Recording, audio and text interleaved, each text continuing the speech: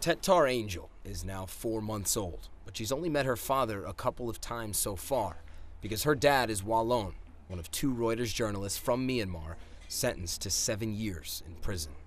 I want my daughter to know how her father loves her, she says.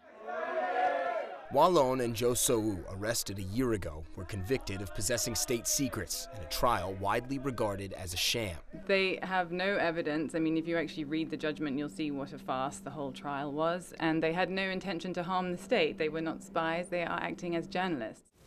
Activists say they were targeted for investigating illegal killings in Rakhine State, implicating the military. It's an area where the UN says the Burmese army and others committed genocide against the Rohingya people, a Muslim ethnic minority. 7 members were later convicted and sentenced to 10 years.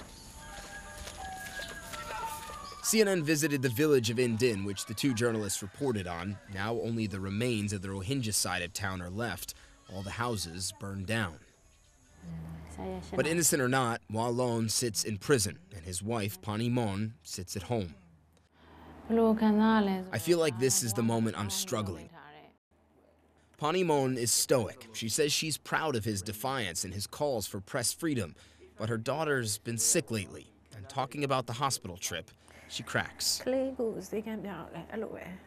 Others are with their husbands, but for me, I'm alone. She didn't tell her husband Angel was sick. Putting up the charade can be exhausting, something Chit Soo-win would know.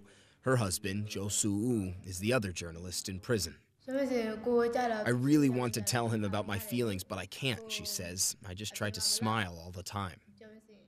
It's just her and her daughter now. She's 3, loves mango. Her dad used to cut it up for her.